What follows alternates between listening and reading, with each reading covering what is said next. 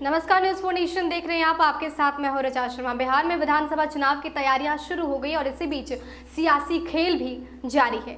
Lojpa chief Chirag Paswan कई दिनों से सीएम नीतीश पर हमलावर नजर आ रहे हैं। अब चिराग पासवान सीएम नीतीश से खफा है या फिर सीएम नीतीश चिराग पासवान से, ये तो अभी तक तय नहीं है, लेकिन ये स्पष्ट नजर आ रहा है कि एनडीए में कुछ भी ऑल इज वेल नहीं है।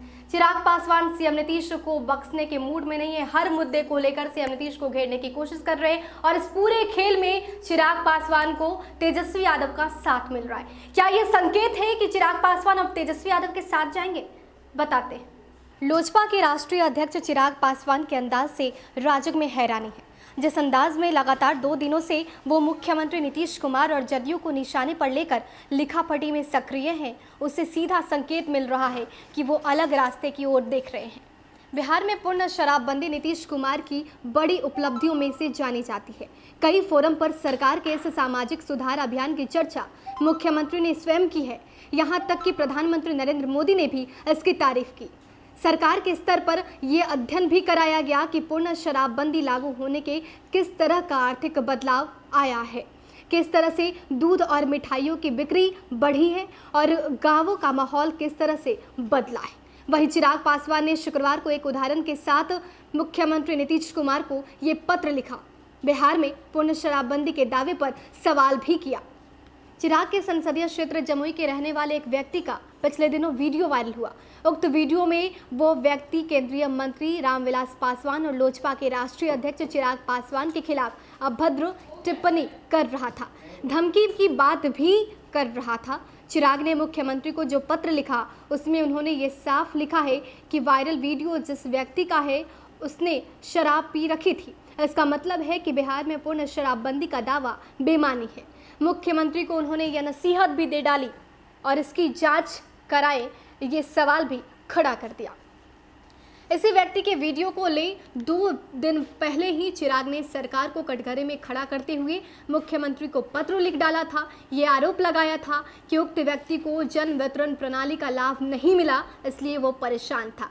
नसीहत देते हुए लिखा कि ये जिम्मा राज्य सरकार का है।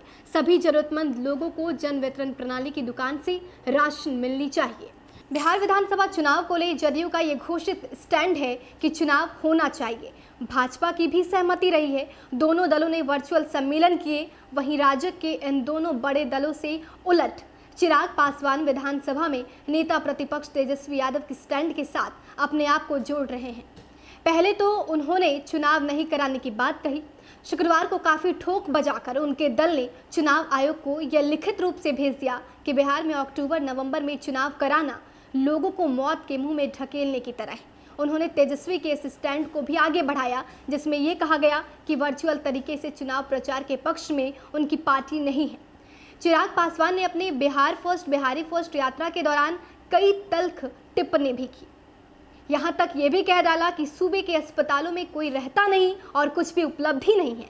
सरकार के खिलाफ हड़ताल कर रहे नियोजित शिक्षकों के समर्थन में भी आ गए थे। जदयू द्वारा आपत्ति जताने के बाद कुछ दिन वो शांत रहे। बीच में एक इलाके में चचरी पुल से संबंधित वीडियो के साथ सरकार पर तंज भी कसा। तो हर मुद्दे पर गौर किया जाए, कोरोना काल का मुद्दा हो, नियोजित शिक्षक का मुद्दा हो या फिर क्वारंटीन सेंटर का मुद्दा हो, हर मुद्दे पर नेता प्रतिपक्ष को चिराग पासवान का और चिराग पासवान को तेजस्वी यादव का फुल सपोर्ट मिल रहा है। ये इस ओर इशारा करता है कि अब जल्द ही चिराग तेजस्वी यादव के साथ होने वाले हैं और तेजस्वी और चिराग एक बार फिर से मोर्चा संभालने वाले हैं और सीएम नीतीश को कठोर चुनौती देने वाले हैं। देश और दुनिया के तमाम अपडेट्स के लिए हमारे साथ बने रहिए और देखते रहिए न्यूज़ 4 नेशन। नमस्कार।